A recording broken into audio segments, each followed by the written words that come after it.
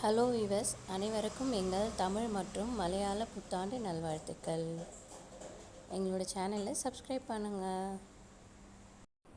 அனைவருக்கும் வணக்கம். குழந்தைகளே, இன்னைக்கு நாம தோன்றி புகழோடு தோன்றுவது எப்படி அதை பார்க்க போறோம். அதாவது அப்பா எப்பப்பாரு குடிச்சுக்கிட்டு இருப்பார். தன் குழந்தைகளை பத்திலாம் எதிர்காலத்தை பத்திலாம் கவலைப்படுறதே கிடையாது. அப்பேற்பட்ட இடத்துல ஒரு பையன் பிறந்திருக்கான். 10 வயசு தான் ஆகுது. அப்பா இறந்துட்டார். என்ன பண்ணுவான்? தன் குடும்பத்துக்காக போய் இந்த பொருள்கள் எல்லாம் விற்பனை செய்யற பண்டசாலையில பாட்டிலுக்கெல்லாம் லேபிள் ஓட்டுற வேலை. 10 வயசு பையன் என்ன பண்ண முடியும்? அதை செஞ்சு சம்பாதிக்கிறது. சரி, அதை செஞ்சு சம்பாதிக்கிறது யாரு தெரியுமா? தேம்ஸ் நதிக்கரையோரம் ஒரு சின்ன குடிசையில வாழ்ந்த யாரு? இங்கிலாந்தின் தேவ்ஸ் நதியோரம் சார்லஸ் டிக்கன்ஸ். ஆமாங்க குழந்தைகளே, அவங்க இவர் பள்ளி படிப்பு இல்ல, ஆனா அறிவுத்திறன் இவருக்கு ரொம்ப அதிகமா இருந்தது. யார் யார் எந்தெந்த மனிதர்கள் வர்றாங்களோ அவங்களே எல்லாம் உத்து உத்து பார்த்து அவர்களுடைய செய்கைகள், பேச்சுகள் எல்லாத்தையும் கவனமா கேட்டார். அரிய கருத்துக்கள் என்ன பேசுறாங்களோ அதெல்லாம் ஊன்றி கவனிச்சார்.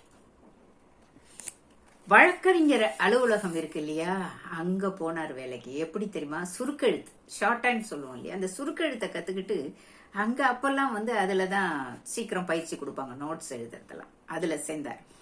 இவர் நீதிமன்றத்துக்குள்ள போக முடியும் இல்லையா, அங்க உட்கார்ந்து யார் யாரெல்லாம் வழக்காடுற வழக்கறிஞர்கள்லாம் எப்படி திறமையா வாதாடுறாங்க அப்படின்னு சொல்லி அதெல்லாம் பார்த்தாரு. அங்க எப்படி பல பல கதைகள் அங்க வருது இல்லையா வழக்காக, எல்லாத்தையும் பார்த்துக்கிட்டே இருந்தவர் என்ன பண்ணார்? நிறைய கற்பனை கலந்து கதைகள் எழுத ஆரம்பிச்சிட்டாரு. அப்படி எழுத ஆரம்பிச்சவர் என்னெல்லாம் எழுதியிருக்காரு? டேவிட் காப்பர்ஃபீல்ட், பிக்விக் பேப்பர் போன்ற படைப்புகள்லாம் இவர் படைச்சதுதான்.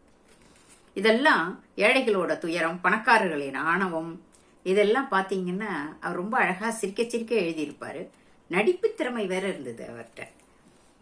அதே மாதிரி பொதுமக்கள்கிட்ட பேசும்போது நகைச்சுவை கலந்து பேசுவாராம் சார்லஸ் டிக்கன்ஸ். அப்பாவோட ஆதரவில்ல, பள்ளி படிப்பு முழுமை இல்ல, சொந்த கால்ல சுய அறிவோட நின்னு சார்லஸ் டிக்கன்ஸ் சாதிச்சிருக்கார். குழந்தைகளே, ஒரு நாள் வீட்டுக்கு பகல் நேரத்து சாப்பாட்டுக்கு மேஜை மேல உட்காரும் போது மயக்கம் போட்டு விழுந்து இறந்து போயிட்டாராம். எழுப்பினா உயிர் இல்ல. 1812 இவருடைய காலம். இறந்தது 1870. நீங்கள் இன்று இந்த தோன்றி புகழோடு தோன்றுக அகதிரால் தோன்றிலும் தோன்றாமை நன்றுன்னு வள்ளுவர் சொல்லுவாரே, அந்த குரலுக்கு ஏற்ப எவ்வளவு புகழோட இவர் வாழ்ந்தார்னா, கவிஞர்கள் உலகம் இறந்த மைதானம் இருக்கு பாத்தீங்களா, அவருக்கு பக்கத்துல இவரை கொண்டு போய் புதைச்சாங்களாம். அதுதான் வள்ளுவர் சொல்றாரு இல்ல, ஒன்றா உலகத்து உயர்ந்த புகழல்லால் பொன்றாது நிற்பது ஒன்றியில். நம்மோடு இந்த உலகம் உள்ளவரை அழியாது உயர்ந்து இருப்பது எதுன்னா புகழ்தான். அவர் எந்த குடிசையில் பிறந்தார் என்பதில்லை, என்ன சாதித்தார் என்பதுதான். என்ன குழந்தைகளே, நீங்களும் சாதிக்கலாம் இல்லையா வருங்காலத்துல? நன்றி.